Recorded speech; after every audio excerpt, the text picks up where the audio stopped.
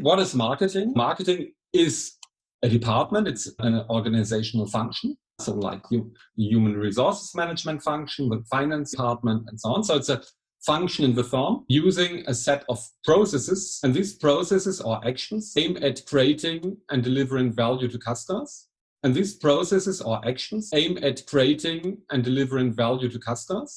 More recently with CRM, managing customer relationships so that the organization will realize benefits. Marketing, so it's a function, but the aim of marketing is to create value for the customer by creating products or services. So a service is an immaterial product at a given price via a price policy, by communicating about offer, this product or service, and by making it available in an adequate distribution channel. These are what we call the classical marketing mix, which you also know with the 4 Ps. So P like product, price, promotion for communication, place for retail.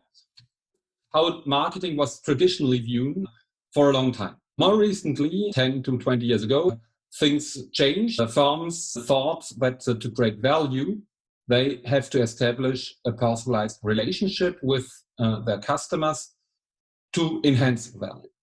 We will talk about that a little bit later when we talk about why CRM is relevant, because the overall function of marketing is to do differentiation, which means that the firm wants to be different to competitors and above all superior to the competitors. Differentiation means firms are aiming at doing things better than competitors in order to create better value than other firms.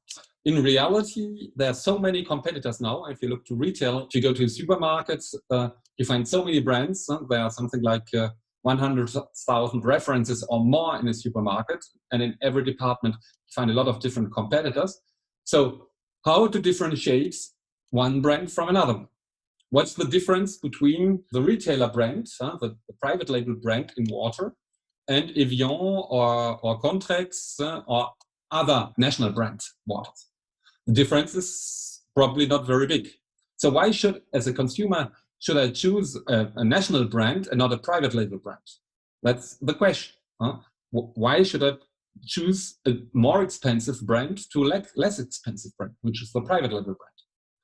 Basically, I have no reason. It should be better quality, superiority of the offer. If I have better quality, then I pay a higher price. This should create differentiation. But in reality, it's less and less the case, which brings a lot of problems to national brands. Or if you look at a completely other domain, mobile phones. What is the difference between different mobile phones, smartphones we have, between LG, between Samsung, between Huawei now from China? They're all based on similar technologies. Most customers do the choice due to price reasons. That's not a good marketing, because if customers choose because of the price, then there's no differentiation, because all products are similar.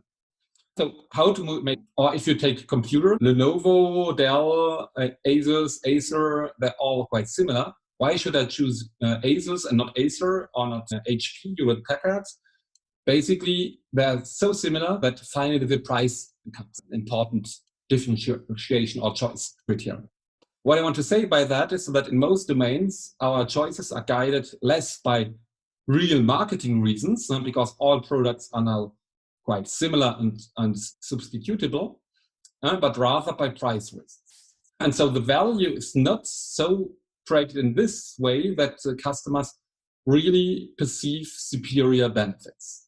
And that is why I come to the second part of the definitions, managing customer relationships. So how they, as we have seen, as most product offers are very similar and not differentiable for customers, relationships matter. Today, customer relationships become a tool next to the marketing mix to differentiate one offer from another one. In other words, why should we choose a more expensive product if it's not superior?